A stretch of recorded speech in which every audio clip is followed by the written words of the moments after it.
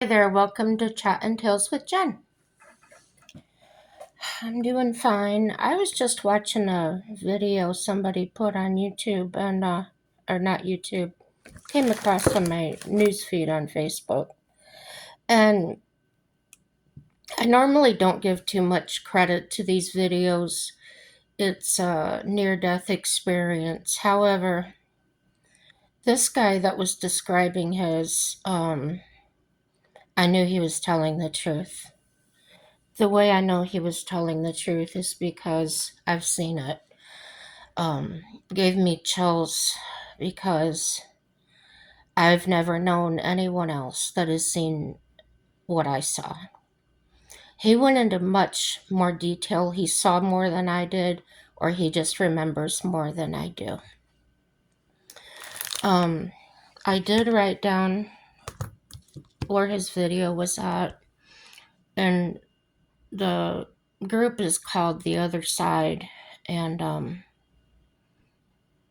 yeah, it's I don't know about anything else on there. I didn't look at anything else. Just like I said, his video came up and he was talking about it. And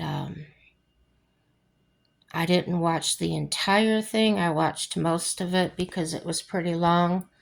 But a big chunk of it that I saw, it was as if someone was describing anywhere that I've already been. I knew exactly what he was talking about. I knew what he was describing, like I was right there. Um, the thing is, I didn't have that near death experience vision. I had that at another time. I don't know how I had it, if I dreamt it, but I've always thought of it and remembered it. One thing I do remember, and this was real, and this was before I was born. And maybe that's how I remember it. Maybe that's where I still remember. But I do remember having a conversation, and I wasn't. Uh, I wasn't like in a human body. I was more like I was there. I had a body, but I can't describe what it was like. It was like a. It was like a light. It was like a. That's all I can describe it. And if you go watch this man's video, you'll get a much deeper description of the area I'm talking about because, like I said, I can't always describe what I see. Um, it just blows my mind, you guys, that somebody else has seen it and is talking about it. Um, wow. So, but I remember having a conversation with what this guy is calling these like counselors or whatever, and there was two of those, and God was there, and he asked me to do this. It wasn't like you will do this. It was he told me the backstory. He said this young couple really wants to have a daughter, and I'd like you to go. Will you go? He just said, I'd like you to go. He just, will you go? And I remember feeling apprehensive, like I didn't really want to leave where I was at. I had certain feelings or premonitions, if you will, about how hard it would be. But my love willed out, and I said, yeah, I'll go. And then I was born, and I don't remember being born. My brother remembers being born. He remembers the pressure. He remembers a lot of that. Um, I didn't ask him. I never thought to ask him. I never thought of it until about talking about it until just now. Honestly, um, I'm excited for it.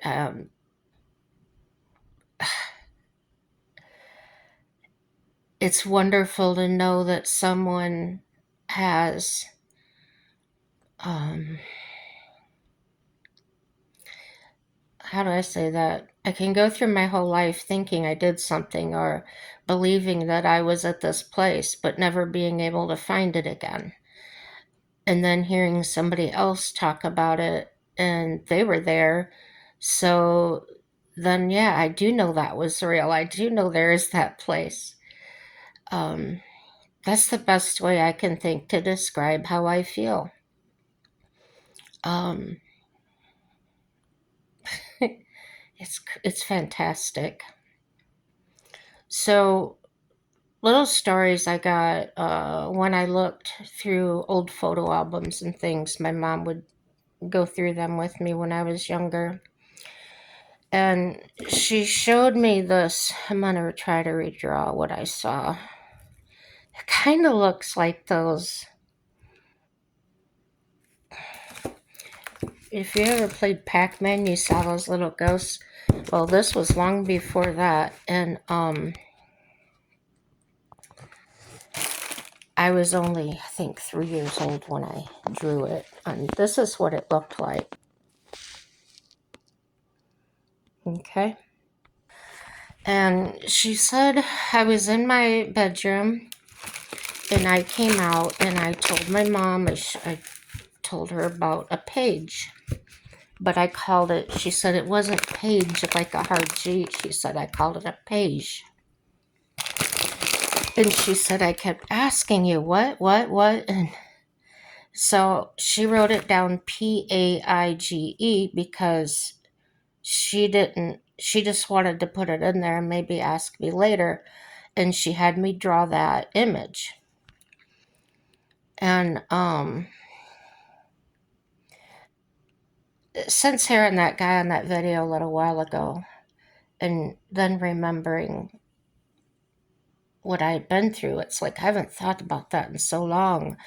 But when he was describing the corridor and the different doors and looking out the door at one, looking down one and out one door and seeing the universe, going to another door and he saw a man holding his chest, and the person that was guiding him through there told him, or the counselor, whatever you call it, explained to him this man died from a heart attack. And there were these tables where everything was marble, and the tables had benches. And that being took that man by the hand, held his hand, and took him over to the one to the tables. Because when we die, it's kind of like getting amnesia. You don't remember who you were, where you were. So when he went there, there was no recollection. It's just he woke up in this place. And he thought he was still in the hospital. This is how he explained it. And then, so like, he woke up there, he thought he was still in the hospital, but because of the way he talks, I get the impression that he didn't remember anything before that. You have to watch the video, see, get straight from him. And I looked up a page. I guess that's what I call it. And I know Paige, it's a name, but it says Paige is a name of English origin that means young servant or page, commonly used as a girl's name, but can also be considered unisex. So I don't know what I meant back when I was 3 years old or four, whatever I was. Um, I don't know what it was that I saw, but I will tell you this. And people where I went to church seemed, when I started talking about these things, said to me that seeing those things wasn't a good thing, that wasn't from God, and I shouldn't I shouldn't believe those things. And what started happening um, in my 20s was I began to see things that other people couldn't. Um, I was checked. I wasn't crazy. I was, everything was fine. I wasn't schizophrenic or anything. Um, so I didn't tell anybody. I didn't talk about it. Well, I had this apartment. It was in the landlord's house, but he lived in the lower house. I lived above him. And ever so often, I'm going to back up. There was a porch with a screen door, and then to the right was the door for my apartment, and then the door was straight upstairs. Well, you would hear that door slam like somebody just came into it. My door would rattle, and then this dark figure would come up the stairs, hang at the top of the stairs, and then zip through the living room, through my bedroom, and out the window. Um, and I would see that ever so often, and I thought, man, I'm nuts. And I had my one boyfriend over. That's a male person. That's my friend. I should call him gentleman friend. Um, we were hanging out, and this is during the time I've told you I went without a television for 3 years. So that was during that time. And we were sitting there listening to music and talking and whatnot. And it happened. And right after he heard the door, I hadn't told him anything about it, said I didn't tell anybody. He stood up and turned around because he thought somebody was going to come up the stairs. And this black figure comes up, and he backs up and looks up, and he's not a short guy. He's probably 6'2", and he's just dumbstruck. He just cannot. He didn't even want to say anything because I would think he'd be crazy. And they hung there for a few seconds, and then went through the living room, the bedroom, and out the window. And I said, it's okay. And he just kept standing there. His back was to me because I was in the living room. And he just turns and looks at me, and he is white as a sheet. And he said, did you see that? And I said, yeah, I see it all the time. He goes, you got to get out of here. I said, no. I said, honestly, the first couple of times I saw it, I was freaked out. Um, but it just does the same thing every time, and I'm just used to it. It didn't happen at night. It would always happen during the day. And I would have different people over, have a couple of drinks, talk, hang out. And most of my friends were older than me. One woman friend I had, she was in her 40s, and I was in my 20s. And she had had a surgery and needed a place to sleep, so she came and slept on my couch a couple weeks. Anyway, she was sleeping on the couch because she was laying there all day. I was at work, and it happened. And when I got home, she was curled up on the couch with a blanket over her head, and she's panicked. When I get in the house, JJ, JJ. And I said, "Oh, you met my friend." And she says, What are you talking about?" She wanted to know if I was talking about the same thing, basically. And I said, there's like this dark figure that comes up the stairs and goes through the rooms. And she goes, "You know about it?" I said, "Yeah, it happens all the time." And I told her my gentleman friend had just, she knew him too. I said, "He just saw it last weekend." She goes, "No way." I said, "Yeah." And she says, I said, "Nobody would believe me if I told them." But she goes, "Oh, I would believe you. I'd believe if you told me anything now." She said, "Because I've seen it myself. And you weren't even here." And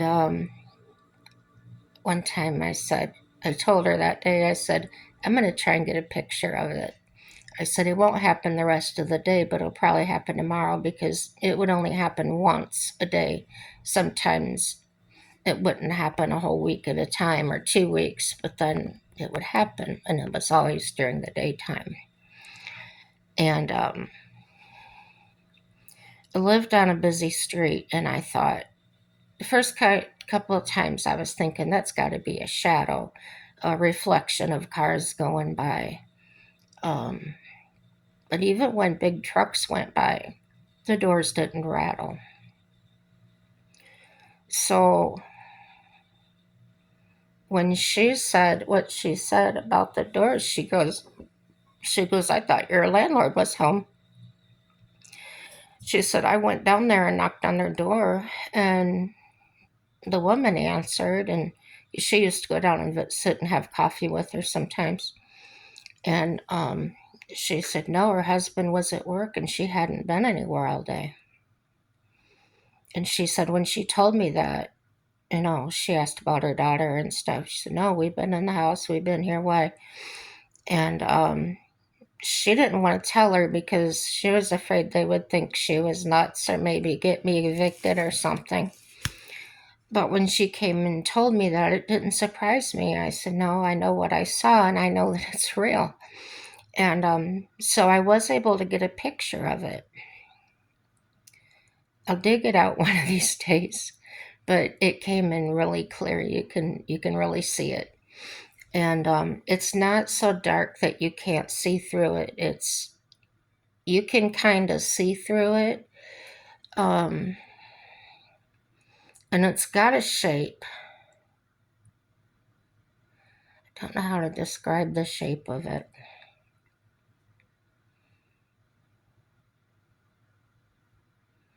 It's almost as if like it's an apparition of a person, but there's no legs. Um, if you know what a duster is, a duster is a coat, usually worn by cowboys and things, or it's oiled leather, rainproof, waterproof, and some of them are kind of short and some of them are really long. This one looked as if the coat was over his head. Um,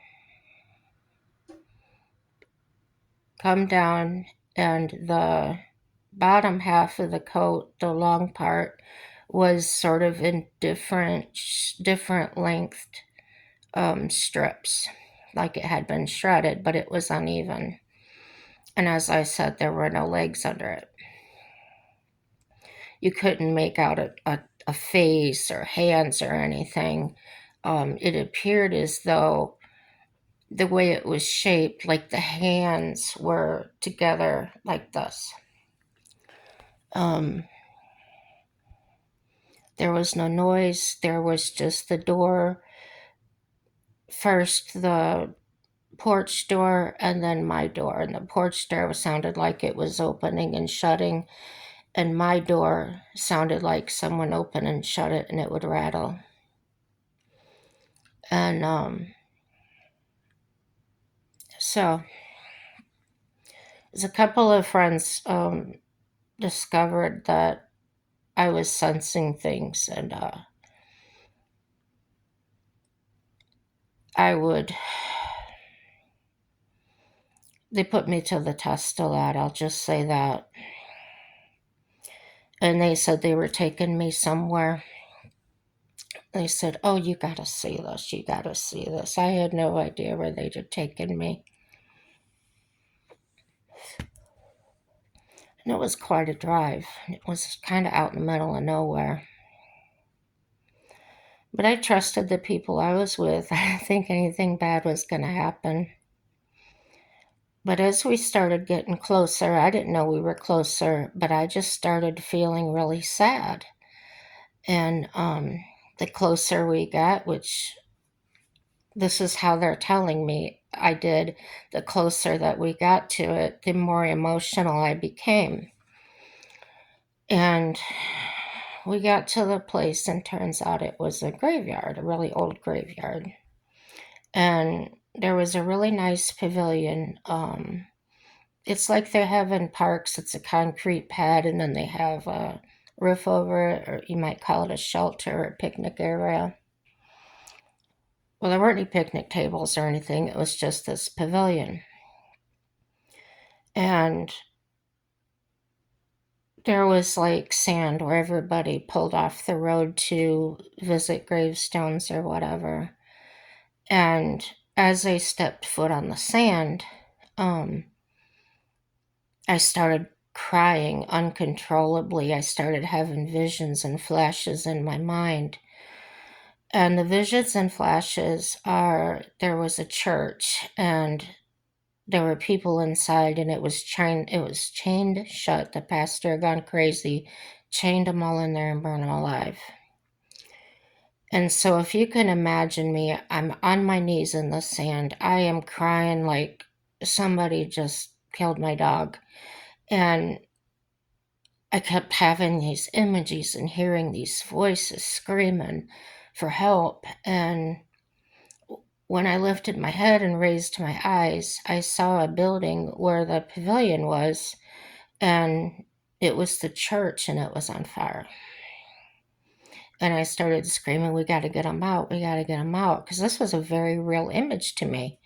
Um, I could smell it. I could hear it. Everything about it was very real. And they picked me up and they took me back to the car, and everything was fine. Like everything stopped. And I looked back across the street and there was nothing going on. It was just the pavilion and that. So I guess the story, we went to the library. Um, and come to find out, there was a church there, and it used to be called the Posey Chapel. And what I saw actually had happened there. And the reason they built the pavilion where the church used to stand is because when it snows, the snow won't land on that ground where the church was standing. So it was very odd. It was drawing a lot of attention, and so they decided to build the pavilion there and just leave it alone. But you can still see they didn't quite make it big enough, because you can still see even out past the roof line, or the eave side where the roof hangs down over the wall. A few inches even past that, the snow won't touch the ground. It leaves a big space no matter how deep the snow is, and it's perfect around all four sides of the building. It's as if you just carved out the snow. So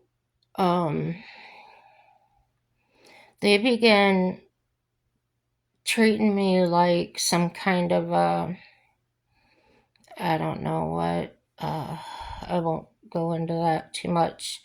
I've denounced that as something not from God. Those God wouldn't give me those types of visions and things like that.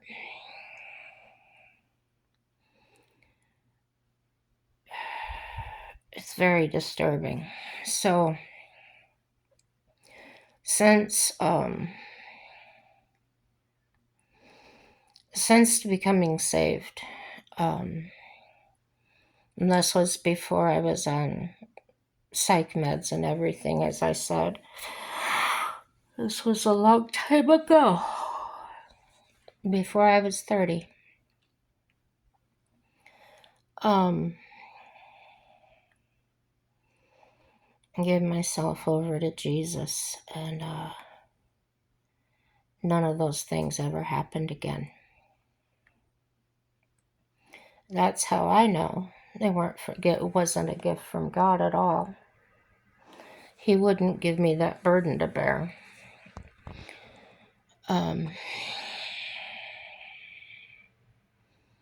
But to know where you came from, to know where you're going when you leave this world, is so comforting. You're not afraid of death. You're not afraid of what's going to be. And people say, oh, I don't want to die. I'm not ready to die. When their life feels threatened with cancer or some other illness, you really don't want to leave your loved ones, or you're going to lose somebody. And like I was panicking and saying, oh, what will I do if something happens to Mike? Where will I live? And knowing, even in my faith, knowing that no matter what, everything was going to be okay and work out for my good, I still am human. I still had those flesh fears. So it's work. We have to work on it every day, every second of every day. And it's so important to study your Bible.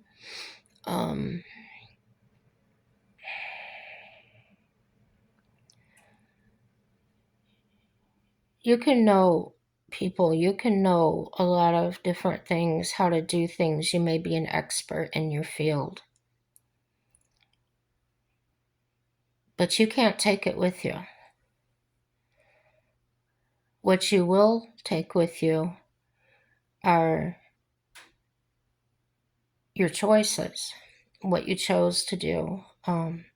Will be accountable to God's judgment.